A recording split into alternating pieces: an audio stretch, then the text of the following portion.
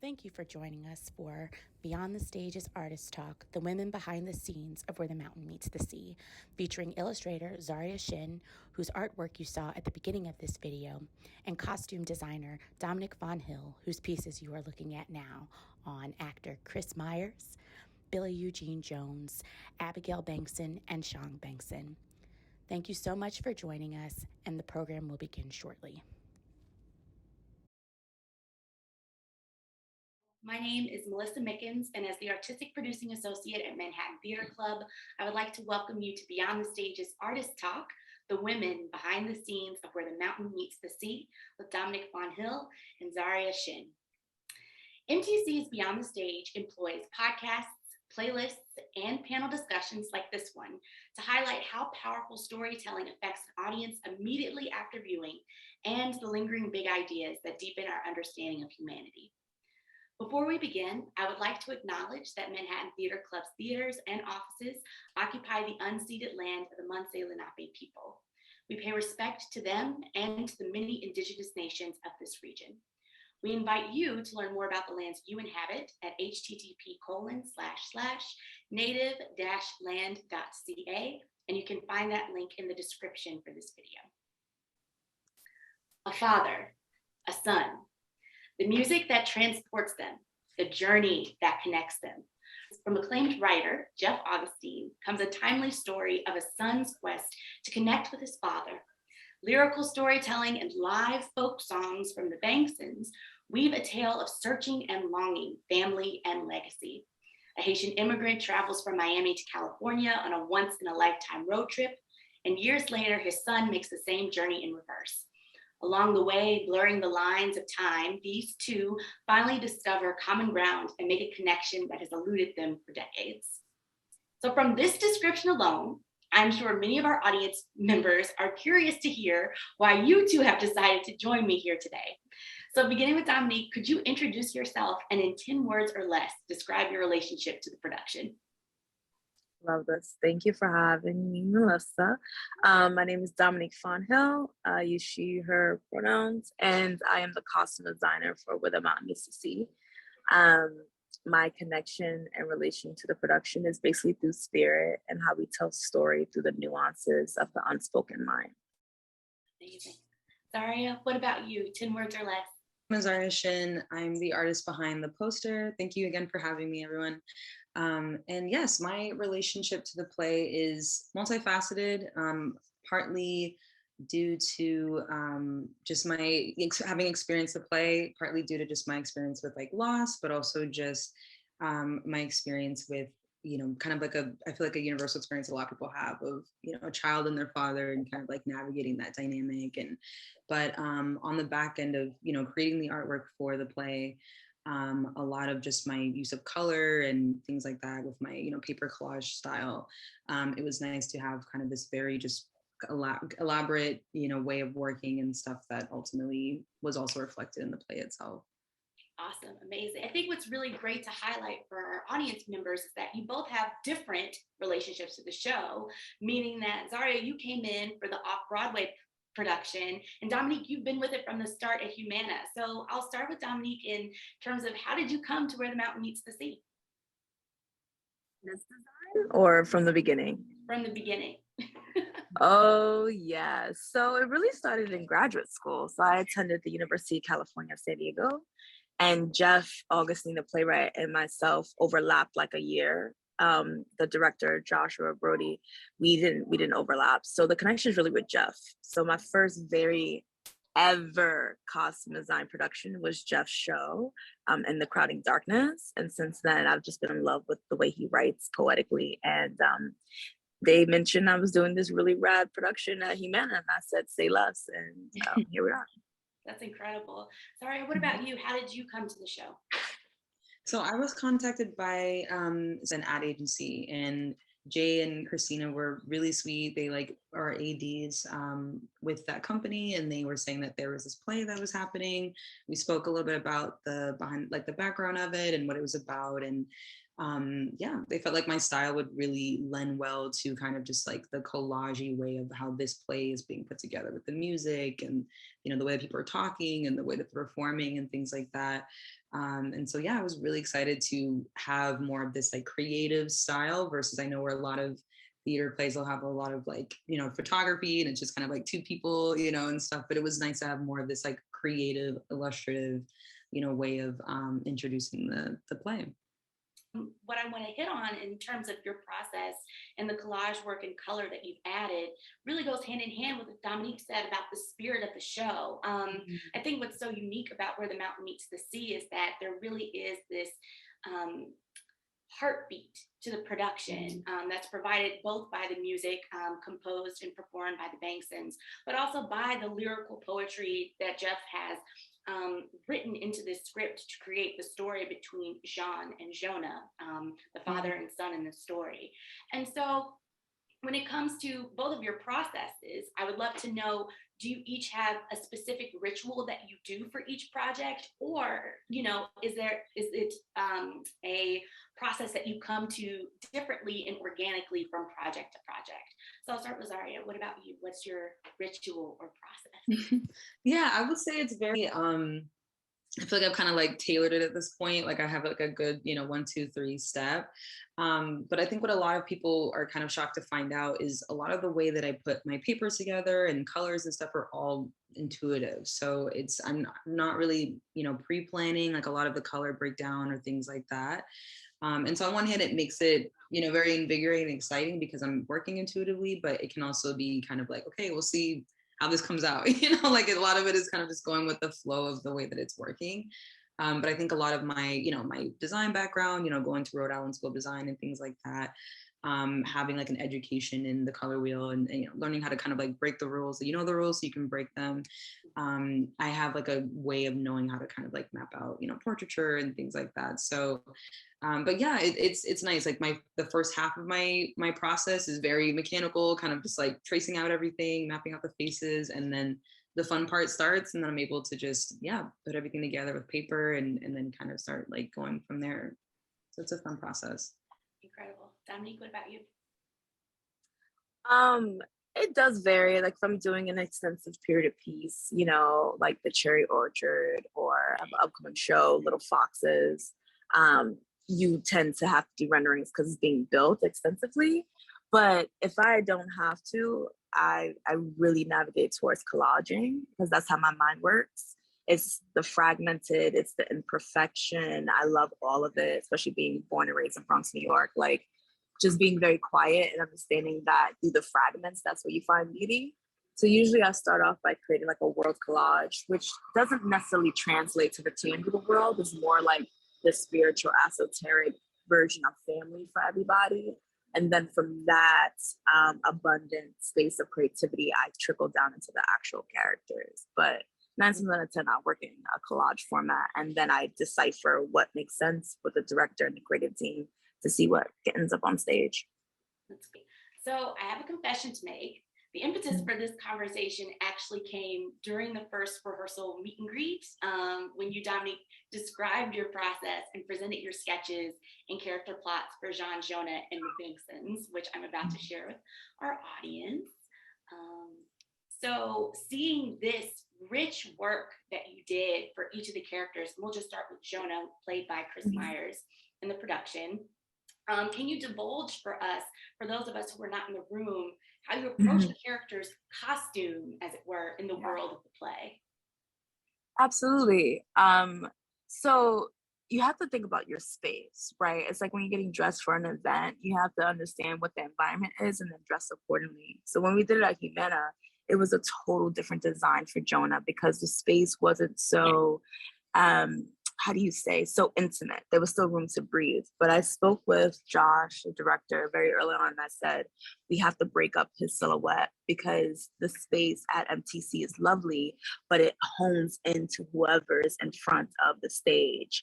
And he's going to be too stuffy if we give him pants. It's a bit risky to do shorts because we think about proportions, but my instinct is saying that he needs to be that short, wearing scotch and soda hipster dude that be modeling on ASOS. So we really ran with that. And selfishly, I love to see a man that knows his body and knows how to dress that accordingly. So luckily Chris was down for it, and it ended up in the show, which I'm excited about. That's great. So I think now, we've got this broken up idea for Jonah. Let's take a look at Jean. So what was your process like building Jean's costume? Yeah, so a little secret, what I like to do shows, I like to put a little subliminal touch in there so that the audience members will leave with it, but they don't really know what we're hitting them with design wise. And so the first rendition, Jonah was in pink, and this rendition, his father's in pink. And what a lot of people may know or may not know is that the color pink was actually geared towards masculine energy at the origin of its originality, and then it got transferred over to more feminine vibe. And not to spoil it, but when you come to the show, you will understand that there's a back and forth between identity and love for your kin in this aspect. So we decided to switch it over to the father. Also looking at a lot of Haitian portraitures, you see like the subtle sunset hue of like this pink. It's very light, it's very faint, but it's always there, kind of like the white noise in its production. So we decided to put the dad in this color that he naturally would probably resist, but in this instance, he's supporting his son. I love that. And so, I mean, it goes to show how all of these elements and how you as an artist, as a costume designer, are constantly collaborating with everyone in the room when it comes to speaking with Josh, of making sure that the space is having having an impact on the design that you decide to move through, and then having these subtle, subconscious, subliminal messages that you're sending to us. I think just really continues to highlight the beauty, the dexterity, and the technicality and prowess that you have in building these pieces. It's really exciting. And so the next piece that I would love for us to look at is for our singer, our folk song duo, as it were. I love them. Which are the Bengsons. So we'll start with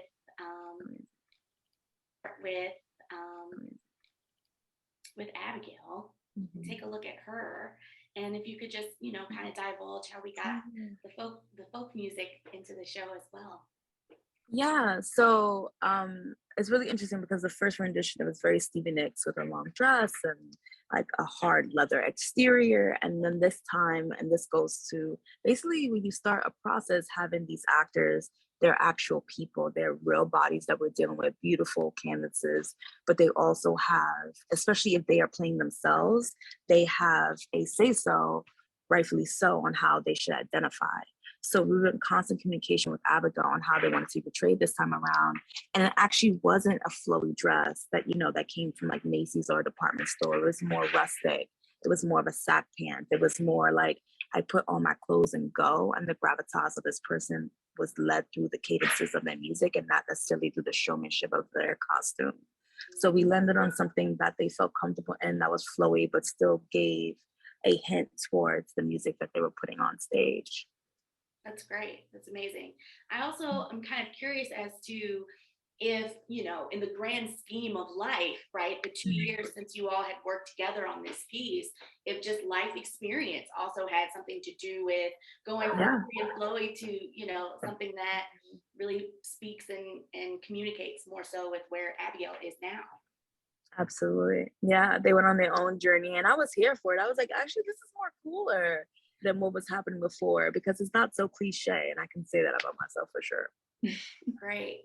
And now we're taking a look at Shaun and what his image is on the stage, if you want to take us through that as well. Yeah, so it's interesting juxtaposition between them being a force, a marital force, and also a musical force, and then also Jonah and Jean having their own storyline. So we wanted them all to look cohesive, but also for them to be separate, respectfully so. So for Shaun, his little special little insert was the sun. and how bright it is. And just like when you meet Shaun, their smile just opens up your heart in a beautiful way. But what we were dealing with in terms of the space was making sure that everybody was on the same hue, right? It wasn't like too neon, too bright. So he has yellow within his costume that's toned down. Also, his pants resembles those of his wife, but just more of a contemporary grunge setting. And yeah, and then he has subtleties in his socks and his shoes. Is how him and Jonah communicate, because he also plays a character within Jonah's journey, a romantic one. Oops, sorry. It's okay. He also plays a romantic character within Jonah's journey. So we had to have him teeter the fence a little bit.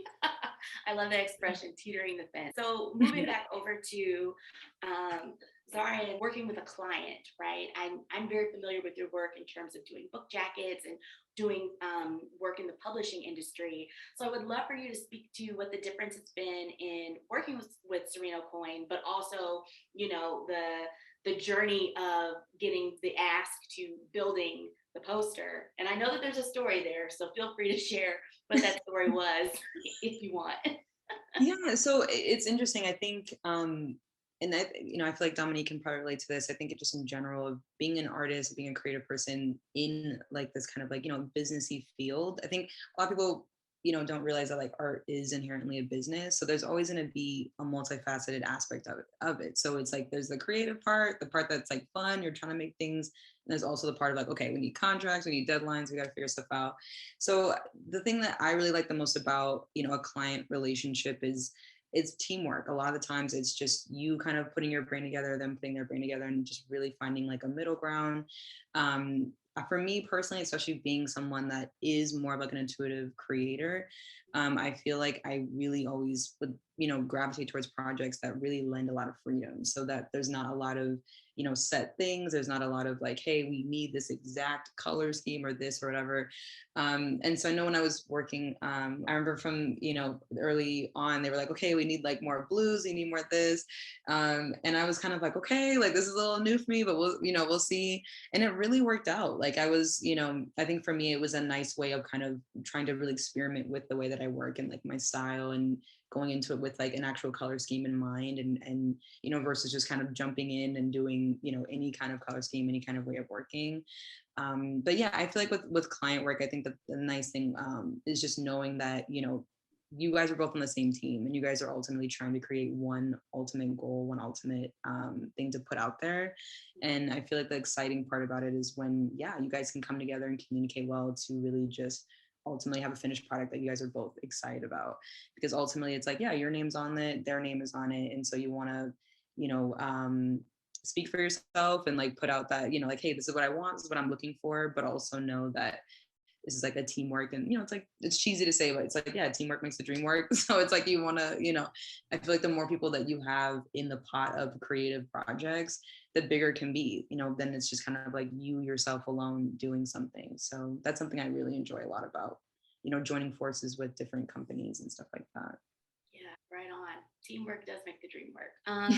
You know, it's really great because one of you creates art that is worn, and one creates art that we can see and can place on a wall. And so I'm really curious as to what are your guiding principles when it comes to your art?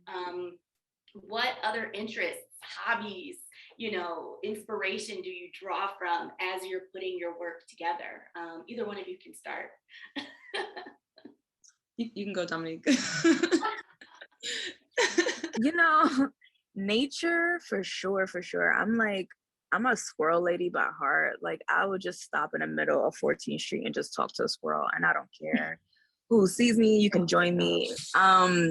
And so it's just like nature is just kind of so random, you know, and it's like, okay, have empathy for every single thing that is walking and breathing on this earthly plane. And it translates to the actors that we come across, right? Like, I can't even imagine what it feels like to literally stand all bare, you know, in mind, body, and soul, and have someone tell you what you're supposed to wear. You know what I mean? Like, you got to have compassion for those actors when they're in that moment. And then also everyone else that's telling the story, because a lot of times as a costume designer, you have this this whole agenda. You're like, I know it's his grandfather's button.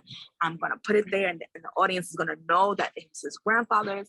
And sometimes it doesn't translate. Or, for instance, I'm not gonna name what the piece was, but there was this piece in this show, and I was like, this is it. I'm going to sleep. The show is done. The show is done.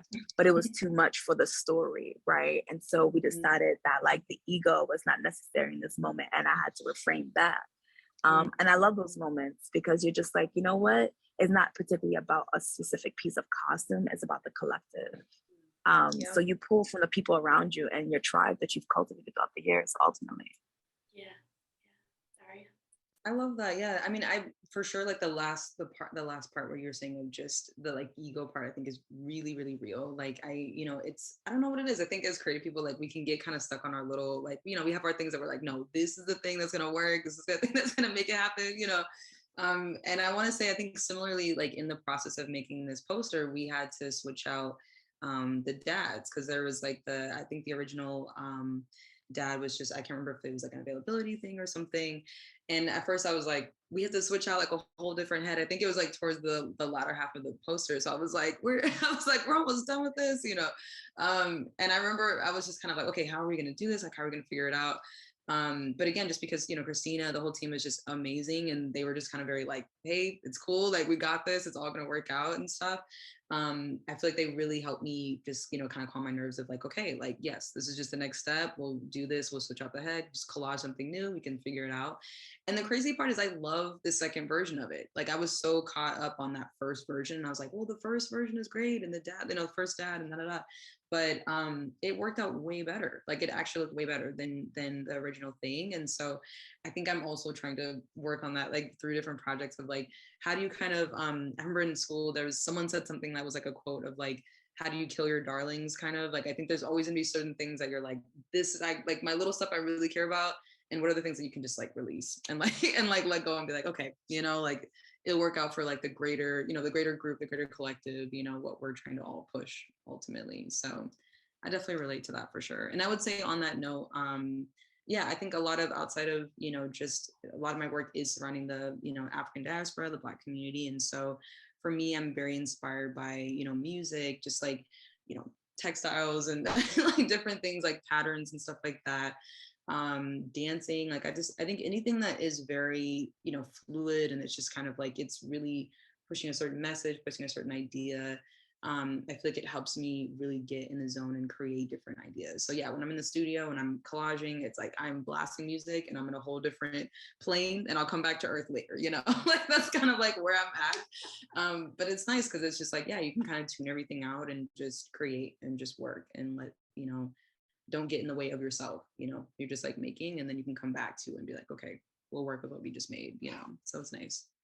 That's great. And also a fantastic segue, because now we're going to take a look at how you got from collage to poster. So I'd love to share our nice fun little video of creating the art.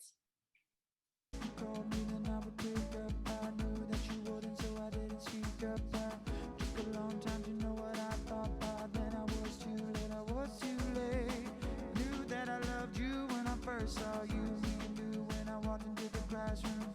You thought that I didn't think about you, but I was too late. I was too late. I was too late. I was too late. So cool. Oh my God. I know I was like, although she probably wasn't able to like blast the Bengson singing, I was too late. Like, it works really well. And I think it really did. Yeah.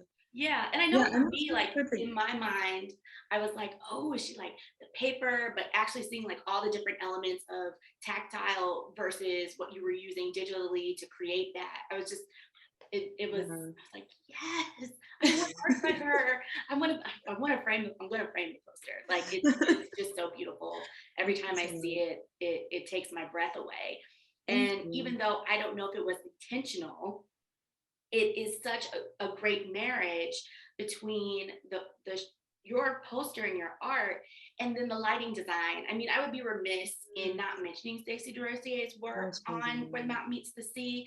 And I'll be showing a clip in a little bit for our audience that features both her lighting design and choreography by Steph Paul, who also was not able to join us, two other dynamic women behind the scenes of this production. But there was just something so incredible, and I don't know if Serena Coyne knew what was going on with the light plot and the colors that were going to be used in the production, but almost every single color that's used in your poster, Stacey lights the stage in that way, even with gradients of color, with the same feel and emotion and pop. And you know, Dominique, since you were able to work with both Stacey and Steph, I'd love for audience members who are unfamiliar with the production process. Tech is the first time when all the technical elements, lighting, sound, costumes, and set find a rhythm with the staging and the story arc that was found in the rehearsal room with the director and the actors. And I'm just curious, Dominique, as you were sitting in stage one at City Center, seeing all this work coming together, how did that inform your design in terms of what the actors maybe needed more of, what you thought the image or the story needed to reflect in what they were wearing on stage? So it totally informed my design. So behind the scenes, little back scoop, Jonah had like 4 or 5 different looks, right? Like we went with the one that felt the most natural, but honestly, we went with the one that would keep the audience more engaged the whole time through. And it was the most authentic through color.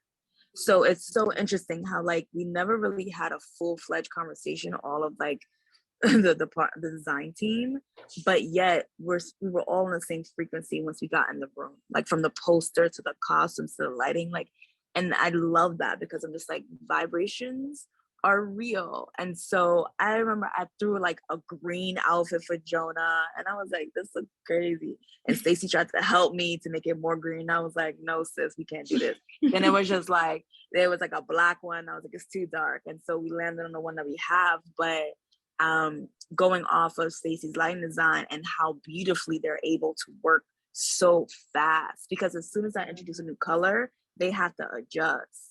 And there's no like, you know, it's just all cool vibrations within, just like, okay, cool, just keep throwing it at me and I'm gonna keep making sure that it works for you. And then when we put the last outfit on and then Stacey adjusted in like 2.5 seconds, everybody was like, that's it. Because it's like a feeling. I don't know if it's like a little click that you kind of, you know what I mean? Like once you do those layering, especially like the poster and stuff, like, you feel me? Like that's the story. I think what I'd love to do now is to kind of offer the opportunity for you two to ask each other questions. Since you've kind of been siloed in different vacuums, it'd be really interesting to see what questions you have for one another. So Zharia, do you have a question for Dominique? Yeah, I wanted to ask you, how do you go about choosing the projects that you're on? Like, do you feel like there's certain projects that speak to you, and how do you go about kind of like, you know, which ones that you're like, no, this is the one, or no, I'll turn this one down? Like, what makes you decide on that? Yeah, I would say in the beginning, I was taking everything, and then I realized that I was overexerting myself. And it actually wasn't helping my artistic portfolio at all. It was making it worse, because if you are watering 10,000 plants, none of them are going to get the water that they need. So like, you know what I mean? So you better off just have a couple and focus on them.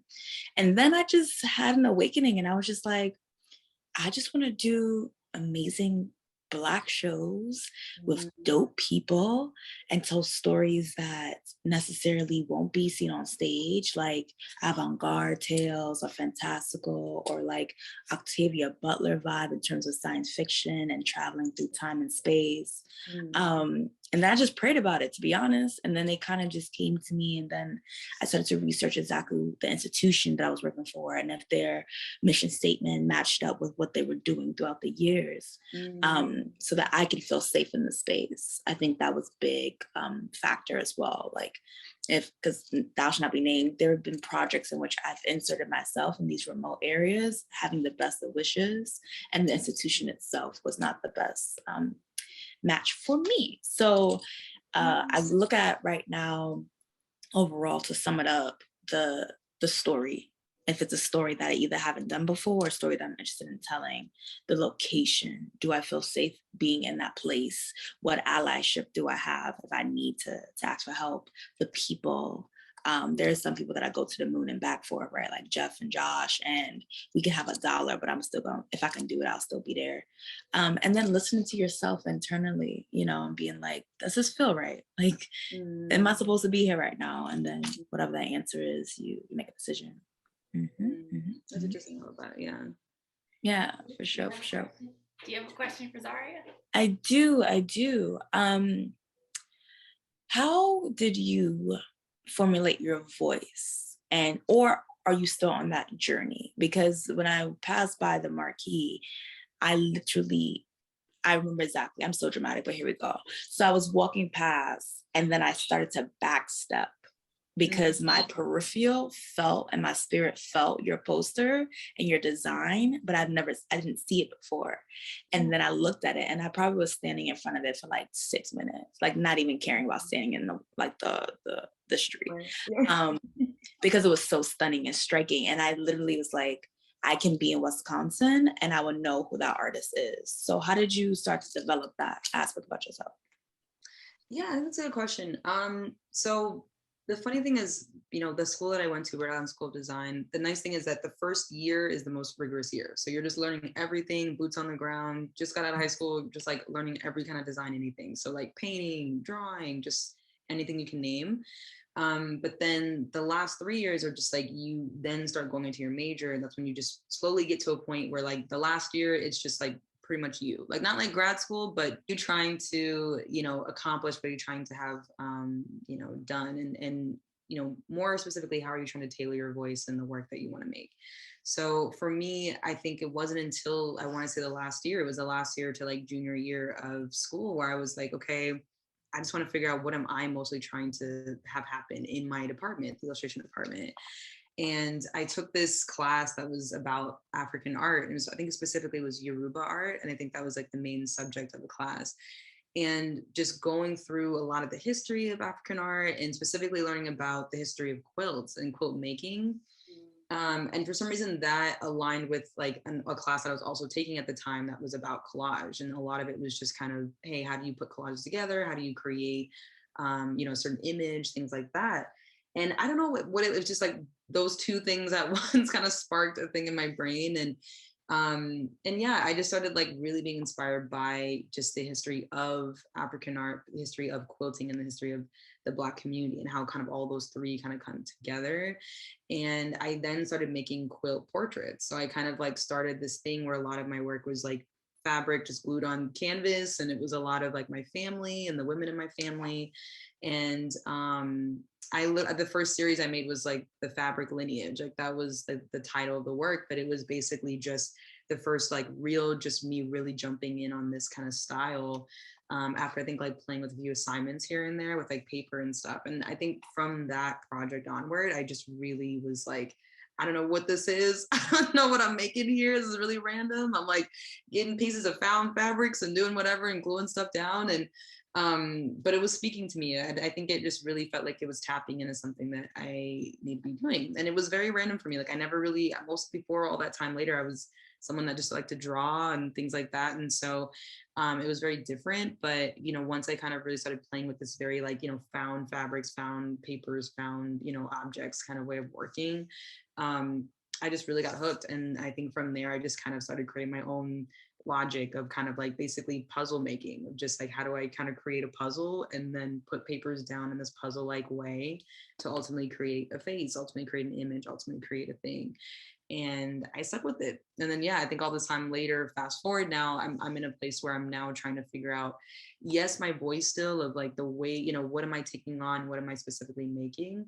But I know that I still want to be in this, you know, this space of, you know, creating work for my community, creating work that is pushing my community a certain way, creating works that is, you know, adding to this narrative of just how we can identify and how we can be shown and, you know, placed in a space. And the abstraction of that, you know, and kind of like the beauty in abstraction, and, you know, how you can't kind of pin someone down because it's like they're made of these billion colors and billion ideas and concepts and stuff. And so for me, I think I was just really motivated by that notion. But yes, I'm still very much trying to like tailor my voice and tailor what all that means, because it's very abstract to say that.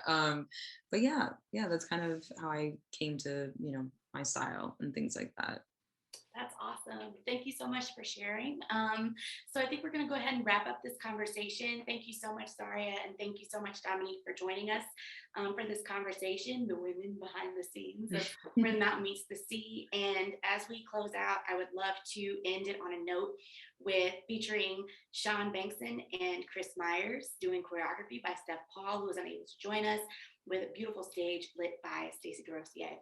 Thank you all so much, and please buy tickets to Where the Mountain Meets the Sea. Thank you.